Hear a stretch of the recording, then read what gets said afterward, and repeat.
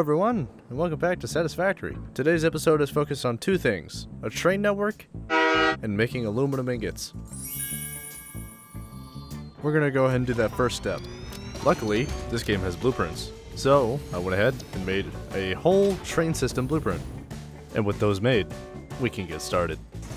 Now, what I mean by train network is I'm going to put a train rail around the entire map. That way I can have any type of branch offs that I need to. Pretty much I can always get to one place at the map with a train. But I realized I can't just lay the tracks out anywhere. I had a most dubious plan. I was going to draw a line around the entire map and then follow that as close as I can. That way I can have a nice looking, rail around the entire map. This will let us to access every ore pretty much. I made the building part of this as easy as possible. All I did was build a little spacer blueprint. That way I could put down two of those and then a new support for the train, and then I just connect the two. And with that, all I had to do was wrap the entire map. While I'm building, if you enjoyed the content I make, please consider leaving a like and subscribe so you don't miss the next project. I've got many videos planned on the way. We're going to play this game out until I finish it. And one more thing, Spring Foxy 99, that's my friend who I play with. Go ahead and check her out if you want to. She's a big help throughout this entire game. And after spending hours of my life, because I'm very slow at this, I wrapped the entire map. We now had access to everything. Well, at least by train. It was perfect.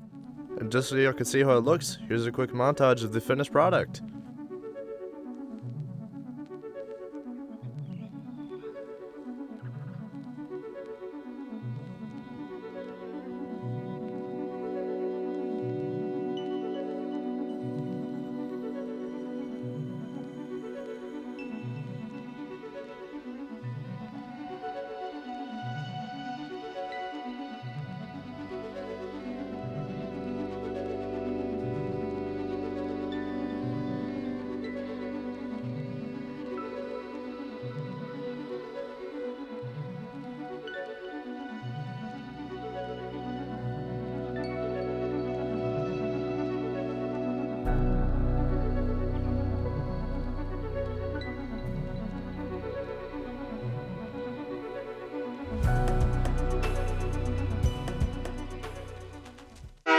I'll stop doing that, I promise.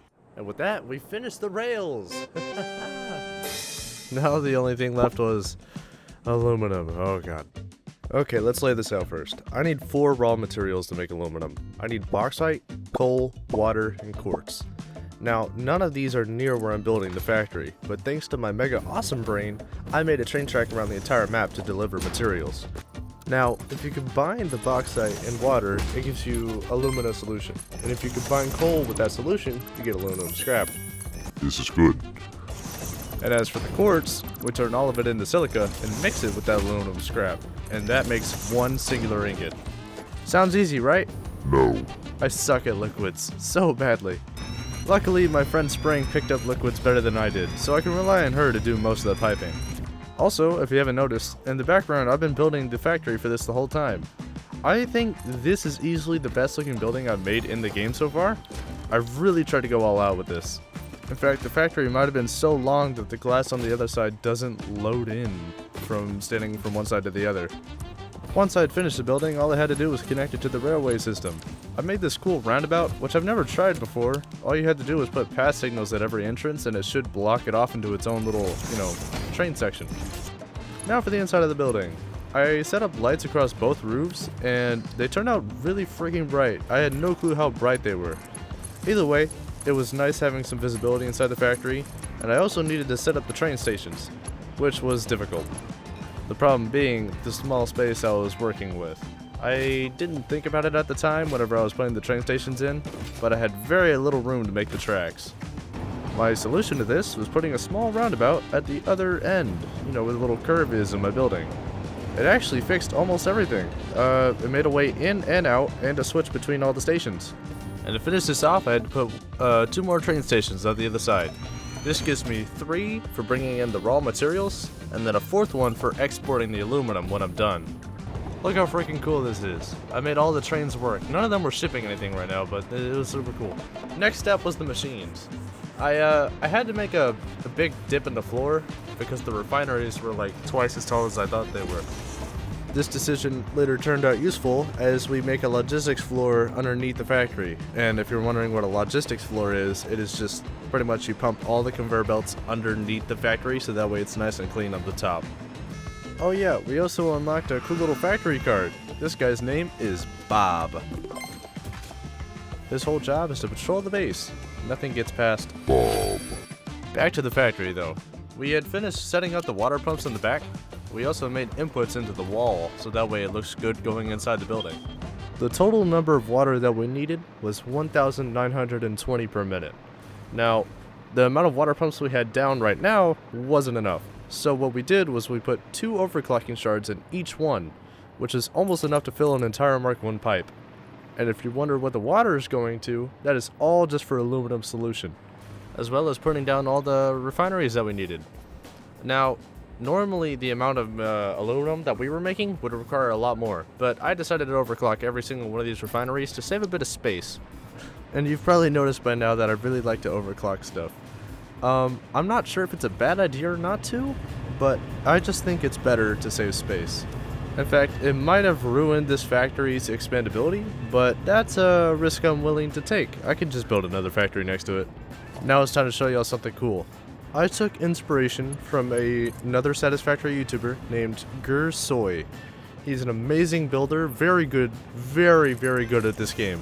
And what I did was I copied his way of laying out pipes, where they're loose on the ground. I think this is just the most beautiful way to lay out pipes. It looks so much better than just straight pipes. And I want to say, these turned out perfectly. I love the way it looks. All of that water leads straight into the factory and is going to be used to make aluminum solution. Also, I want to say, if y'all have seen me do something stupid, please tell me in the comments. I'll redo it in my own world, don't worry. Okay, but before we finish the factory, we need to do a little bit of catching up. Number 1. I had finished 5 different milestones. The first one is Mark V Logistics. This one was very important to me, as a lot of the belts in our aluminum factory were being overloaded and really needed an upgrade to hold more items. Next is number 2, Control System Development. This one gives us the blender, letting us make more advanced liquids and items, like rocket fuel especially.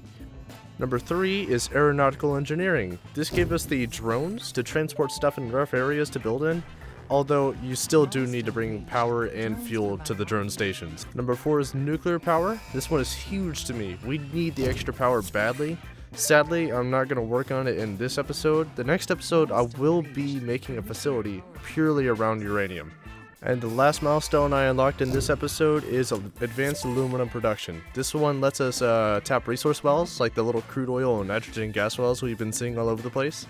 And with that, we're fully caught up. Let's get back to the factory building. Now, we still have a problem. I have not delivered any ores to this factory, and we need a lot. Here's a quick map overview. We need to take 2 pure bauxite nodes and 3 pure coal nodes over to the factory.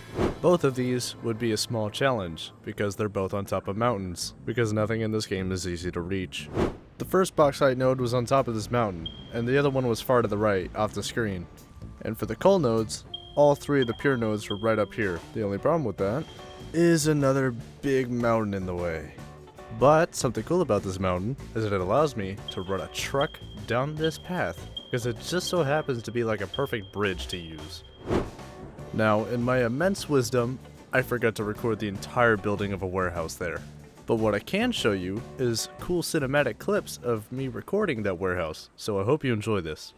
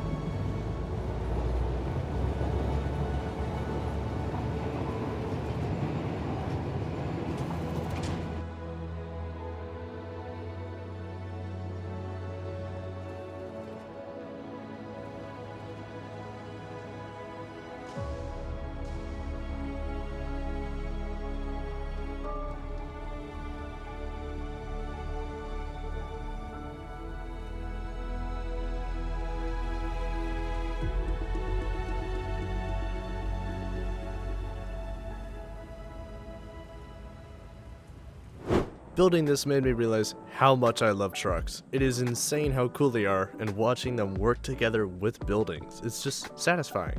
I do apologize again for the missing footage though. Once I got back to the factory, all I had to do was connect the conveyor belts to the inputs and then see if everything worked. All of the water was filling up, the bauxite, the coal, everything was working perfectly.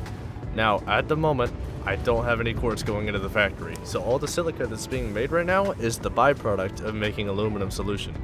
And I bet you're wondering what the logistics floor looks like. Well, it was not that good. There was so many conveyor belts colliding with each other, but it's just, this is why I hid it all underneath the factory floor. I did not mind it though. As long as it made all the aluminum I needed, I was happy. And there wasn't a single conveyor belt connecting any of the assemblers on top, which I loved. And to really finish this factory, all I did was pipe it into the train station above, and it was ready to be shipped anywhere at any time to be made into really whatever I needed. It was perfect. And with that, we finished episode 4. We finished both a train rail and an aluminum factory that makes 1,920 aluminum ingots per minute. I want to thank anyone who's gotten this far in the episode. I'm still new to YouTube, and if you leave any comments or likes, it goes a long way to helping me grow. And to end this off, here's some shots of the finished factory. Enjoy.